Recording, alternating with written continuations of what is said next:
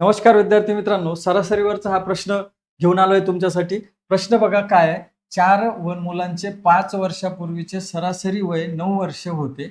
एक नवीन मुलगा त्यांना येऊन सामील झाल्यामुळे त्या सर्वांचे आजचे सरासरी वय 15 वर्ष झाले. तर त्या नवीन मुलाचे आजचे वय किती? काय माहिती दिलेली आहे आपल्याला सुरुवातीला, की 5 वर्षापूर्वी 4 मुलांचे सरासरी वय आपल्याला दिलेले 9 वर्ष.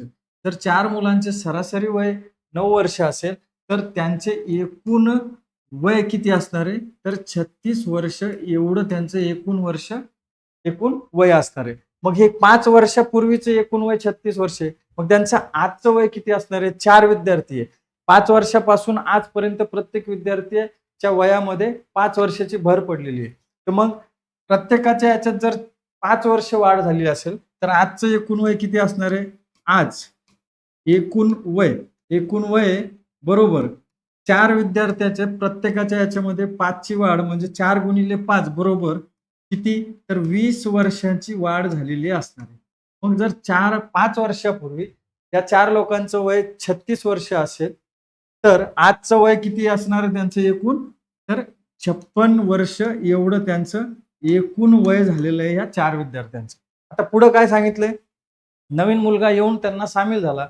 त्यामुळे त्यांची सरासरी वय 15 वर्ष झाली. तर नवीन मुलाचं वय शोधा. आता नवीन मुलगा आला म्हणजे विद्यार्थी संख्या किंवा व्यक्तींची संख्या किती झाली आहे? 5. आता सरासरी किती झाली आहे त्यांची? तर सरासरी झाली आहे मित्रांनो 15. मग एकूण त्यांचं वय किती असणार आहे? तर 5 गुणिले 15 ह्या 5 लोकांचं एकूण वय किती झालं? 75 वर्ष एवढं त्या 5 लोकांचं वय झालं. आपल्याला विचारलं नवीन मुलाचं वय किती? आता मला एक सांगा, हे 5 लोकांमधनं त्या जुन्या 4 लोकांचं एकूण वय जर वजा केलं, तर आपल्याला या नवीन व्यक्तीचं किंवा नवीन विद्यार्थ्याचं वय मिळेल. मग नवीन विद्यार्थ्याचं एकूण वय बरोबर किती?